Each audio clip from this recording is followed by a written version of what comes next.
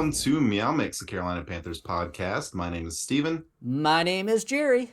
And today we have news. Big news, huge news. The Carolina Panthers have hired Frank Reich to be their next head coach, the sixth head coach in Panthers history. First offensive-minded head coach in Panthers history. How you feeling, Jerry? Well, he's the first offensive-minded coach, and he's the first quarterback to throw a touchdown pass as a Carolina Panthers history. So there's a lot of firsts for Frank Reich and Carolina Panthers. Yeah. How am I feeling? It could have been worse. Kellen Moore was supposedly getting a lot of attention. Definitely didn't want him. High praise from Jerry. I mean, look, he has a winning record. Overall, he's not a young, very fun, exciting type of pick. I mean, he's a young 61, but he does have he's won in this league. He won a Super Bowl in this league with Philadelphia Eagles, and a lot of Eagles fans credit him over Doug Peterson with that win. It's just that it makes me a little worried. He's a little bit more old school than I prefer, but he has led some good offenses and some good teams. In Indianapolis recently, he just never could figure out the quarterback position, and that kind of worries me because we haven't been able to figure out the quarterback position here. Yeah, although with Indy, they never drafted a quarterback to be the guy, right? They kept trying to fill in the hole that Andrew Luck left with Brissett and Matt Ryan and Philip Rivers, and he never got to develop his own quarterback there. Here, he is going to get to develop his own quarterback. I think we can assume the Panthers are going to be drafting a quarterback in the first round with Frank Reich as the guy, or at least early in the draft. Maybe not necessarily first round, but at least early in the draft. So he'll have his opportunity to mold his own quarterback. And as you know, this happens with a lot of teams. Head coach comes in, QB comes in, and they're linked. Yeah. Right? They're linked basically throughout the entire tenure of one of their careers, or at least with that organization. So that's what we're going to see here. My heart goes out to Steve Wilks. He desperately wanted this job. He, I think, earned the job, honestly. He had a great 12-game audition, and, there were ups and downs, but there were a lot more ups than we've seen in a long time with Steve Wilks, head coach. But the team wanted to go offensive. They made that very clear with the amount of offensive guys they interviewed, and they wanted a guy with experience as a head coach, and Frank Reich fit those two qualifications. Yeah, and I wouldn't be surprised if Steve Wilks stays in the NFC South Division. All the rumors have it that Atlanta has been eyeing him for their defensive coordinator spot, and I could easily see him taking it to try to, not one up, but come here and show them that they made the wrong choice. So it'll be interesting what happens. I mean, Frank Reich now has to build his staff. He does. And there's a lot of fans that are hoping Steve Wilks is part of that staff. I would be surprised. That would be hard. That typically never happens. It typically never happens. So, but oftentimes when you have like an interim head coach, the new coach that's coming in doesn't want him. Yeah. I don't know what the dynamic is between Reich and Wilks. Obviously we interviewed a few people for the DC job as well over the last few weeks. So it's going to be interesting to see where that goes. If I'm Tepper, I'm offering Wilks a lot of money. Caveat to that, does Frank Reich want Steve Wilks in the building? Knowing how the players feel about Steve Wilks, knowing that, is there going to be an authority issue? Is there going to be hey, the players keep going to Steve, they're not coming to me with their stuff? I could see that being a downside. It definitely could be a downside. I don't think, no matter what, there's going to be that downside. Even if he's not in the building, this team was rallying for him, saying, hey, this is our guy, this is our guy. And then, I've heard that talk before, but it seems like the majority of the players were campaigning, not just got that question. Oh yeah, he's our guy. No, they were campaigning for him. So it would be difficult just for Frank Reich to win over the locker room. The good thing I do say, from what I've seen, it seems like he's kind of a player's coach, anyways. That he's Mhm. been the quarterback of a team. He knows how to rally the guys. So I'm assuming by the end of training camp, you won't be hearing much. But Yeah, it's a business, yeah, right? The players understand that. They're going to be professional, I'm sure. And you're right. Everything I've heard about Frank Reich says he's a very likable guy. He's a good coach. Um, he did a good job in Indy with mm-hmm. what he had to work with Jim Irsay being kind of an erratic owner.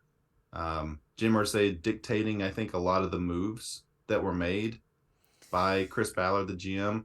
Um, I don't think he's going to have that here. I think Tepper is pretty hands off when it comes to like bringing in players, things like that. Yeah. So it's going to be him and Fitterer. Fitterer will stick around, it seems like. Frank Reich's not a guy that wants full control over football operations or anything. And I'm glad for that. I do think Yeah, same. Fitterer has shown good signs, Mm-hmm. and I'm hoping that that was him and not Matt Rule making those changes last Yeah, year. we're gonna just assume that Fitterer was making all the good decisions and that Rule was making all the bad decisions. Oh yeah, back That's to what the we're gonna drinking game. assume. Drink. Yeah.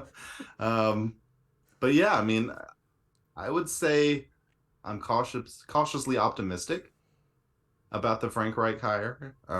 More optimistic, I think, than I was about the Rule hire, even though I was also cautiously optimistic about that one. Actually, I might have been more optimistic than you were about the Rule hire. Obviously, it was wrong.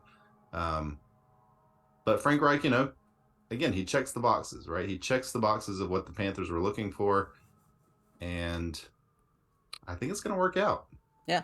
I mean, okay, let's go over Frank Reich's head coaching career. I mean, he's 40 wins, 33 losses, and 1 tie. I always love that ties. He only won one playoff game and 2 losses. So he went to the playoffs 3 times in his 5 years. 2 times. Then why does he One have. one. Oh, yeah, One yeah. one. I Yeah. apologize. Hey, he still went twice, more than Twice in 4 years with, again, Brissett, Rivers, corpse of Matt Ryan, and then Luck on his way out. So Carson Wentz.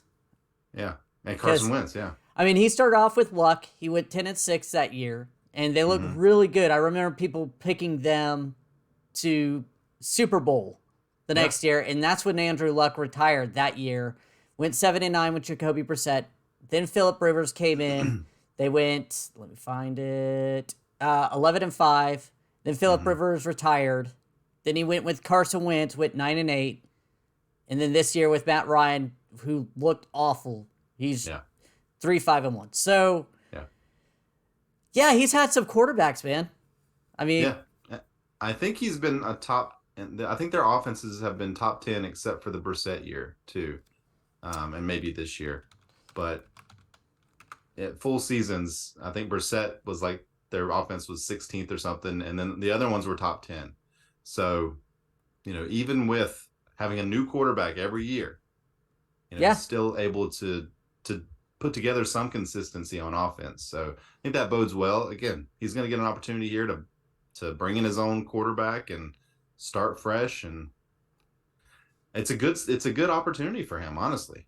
yeah, it really is. I mean, I was a little shocked at how quick they went after him in the interview process. I thought maybe they were just trying to get a gauge on him, but obviously Tepper really liked him and wanted more of that experience. I don't think he wanted to get burned with the Matt Rule issue again, where Mm-hmm. Matt Rule was just he dove into the deep end after 2 swimming classes in college. I mean, that's basically what happened. He sank. And Yeah. he wanted a guy who has already been swimming in the deep end for a little bit. Maybe not the Michael Phelps, but he could swim. Yeah, and a lot of people thought that he was fired prematurely, given again the situation that he had to deal with there, that maybe he didn't deserve to be fired in Indy. Yeah. So he's going to get an opportunity to show that. I mean, Jeff Saturday only won one more game after he was, True, and we know how good Jeff Saturday is as a coach. So yeah, um, yeah. I mean, it's again, staff still needs to be filled out. I'm curious to see what the contract is compared to that Matt Rule deal. I'm gonna guess it's significantly less. Um, but yeah, when we first heard that Frank Reich was gonna interview, we thought it was probably more for like an offensive coordinator type Yeah. role. I mean, that's what I thought. I thought we were going to Yeah. try to get him as an offensive coordinator for Wilkes, which I thought was a genius idea, but no, he's the head coach, guys. Yeah. And the bad thing about hiring somebody like Frank Reich as your offensive coordinator is you have a good year and then he's gone, right? Mm-hmm. He's the head coach somewhere else the next year. So now we lock him down, for as long as we're successful, I guess. Yeah. Um, So last year, Indianapolis had the 16th ranked offense, first run offense. So again, Jonathan Taylor had that great year. Going back another year here. Sorry, I'm just trying to give people updates on where he ranked offensively because that's what we care about. The year before, with was it Phillip Rivers, they were second in total offense, rushing 163 yards per game and 309, and that was with Phillip Rivers. I'm gonna skip the Jacoby Brissett year. I think they were like 16th or something that year. Yeah. I mean, I guess I could touch on that.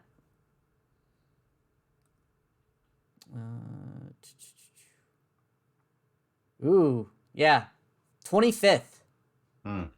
327 yards per game, 133 rushing, only 200 passing. And the year before that with Andrew Luck. Come on, slow computer, you can do this. They ranked 7th with Andrew Luck, 107 rushing yards, 278 in the passing per year. So up and down, but again, you got a new quarterback every single year. No continuity. It's hard to build the consistency. Yeah. So he's got a talented team here. There are pieces on offense. There are definitely pieces that need to be added to the offense. But he's got a good foundation to start from, I think. I do too. I really do. I know he wasn't the shiny new toy, but he has pieces here. Hopefully he gets his quarterback. Hopefully Fitterer and everybody kind of goes in and gets a quarterback, whether it's this year or next year. I am not saying that we have to get a quarterback in the draft. Maybe he wants to bring in a bridge quarterback, see what Matt Corral has. I think they'll go that route? No. You've got a top 10 pick. And you're hoping that you don't have a top 10 pick next year. So this is the time, in my opinion, to draft that quarterback. If you're going to move up in the draft, you've got the best shot at doing it as cheaply as possible, even though it's still going to be expensive to do. But you've got a top 10 pick to bargain with, right? Yeah. So I think if you're going to do it, now's the time to do it. You got a brand new head coach. Like, I don't see a scenario where they don't draft a quarterback in this draft. I just don't see a scenario. It makes too much sense, right? You're gonna bring in Frank Reich, and you're gonna say, "Hey, let's go get Derek Carr for 2 years." Well, no. I don't think it's that simple. Hey, let's not do this. It's the asking price. Where is that gonna be? Is it gonna be too rich? What? Yeah, we did the compensation. We did this year's first, next year's first, a second, and I think a third or something like that was equal. But what if it's 3 first? Or if it's, it's this year's first, next year's first, and the year after first? What if it's something like that or even more than that? Well, you're just saying, I mean, you don't have to trade up to get a quarterback. Yeah. You don't have to trade up. Not necessarily. You could take Richardson at 9. He's probably going to be there. You could take Hooker, probably in late first, early second. So, I mean, there are other options than Bryce Young, C.J. Stroud, Levis, who are expected to probably go in the top 5. Man. I would not be happy with Levis, but We haven't even done. He's a polarizing guy because there are some people that are like he's the guy, he's the best guy in the draft, and there are some people that are like he's not even a top first round pick. He's very polarizing. I'm excited to get into our draft. Yeah, I am Our too, draft because I've predictions done and look at some him. history on him, and I'm Yeah. like, yeah, he didn't have the best supporting cast, but still, you are not raising the team. Yeah. So, oh.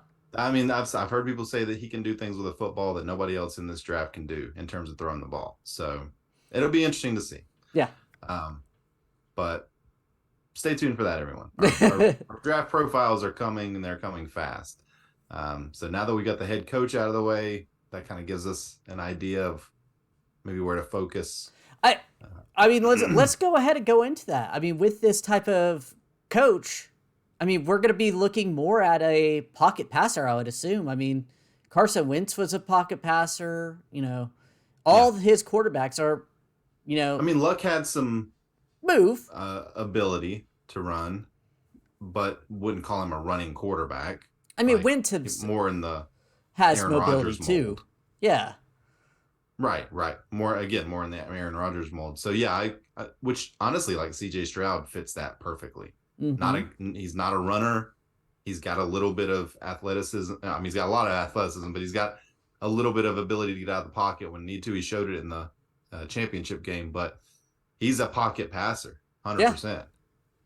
So that would be someone I would look at if the Panthers do decide to move up, and that could be their guy. Yeah, I see, because originally I was looking at Anthony Richardson thinking him and Steichen would make a great pair, but now that I'm looking at Frank Reich, I don't know if that fits. You know? And who's our running back going to be? We need to re-sign Deontay Foreman so we can run off that play action, that pocket presence and stuff. Luckily, this O-line is now, I would say, solid. Got to re-sign Bozeman. They can bring back Bozeman, right? So and then we've got some guys that are going to be coming off of injuries, so obviously you're going to have to get some depth there. But yeah, I mean, the offensive line's in good shape. If they can get Foreman back, I feel pretty good about the running backs. I still think they could upgrade there if they wanted to. I think we need another wide receiver. Definitely need to upgrade on tight end. But what's there is pretty good outside of tight end. You know, what's there is pretty good. So yeah, probably need another receiver, like you said, and everything. But I mean, yeah, I mean, there's room that this could be a great hire, that this could be stellar. And now, I guess holding my excitement in, or maybe let down, just because it's an unknown. He wasn't the fun, exciting pick where we could go. That's not a splashy pick, and we were hoping for a splashy pick. But sometimes, like Ike Ekwonu, right? Not a splashy draft pick, but we were very excited when it happened, and it turned out, I think, to be the right move. Oh yeah. Of course, you look at J.C. Horn. They could have went with Parsons. They could have went with Fields. Maybe those would have been better moves. So. You know, I think Frank Reich is a good hire. I think it's a safe hire. Honestly, I think that we will make the playoffs very soon. I don't know about this year, but I think the year after for sure. It really just depends on that quarterback. Like, do they get the right guy in the draft? Absolutely. Yeah. And I'm gonna say this. But Josh McDaniels was hired above him in Indianapolis, and then they settled for Frank Reich. And it ended up being a lot better because look what McDaniels has done in the Raiders. I mean... Yeah. So McDaniels hasn't had success as a head coach anywhere. So if Frank Reich can mold a quarterback and get a good quarterback, we could be looking at, you know, conference championships 3-4 years down the road. Super Bowl aspiration. The division is ripe for the picking. Correct. Right? The division is if we want it, it's ours. I think we are the best suited to take over the division for the next 3 or 4 years easily. You know, we're gonna have 45 million or so in cap space once they do all their cap wizardry. So we're in a good spot there. We've got some picks. You know, now we've got the head coach to go along with it. Things are looking up. Yeah, I'm very excited now.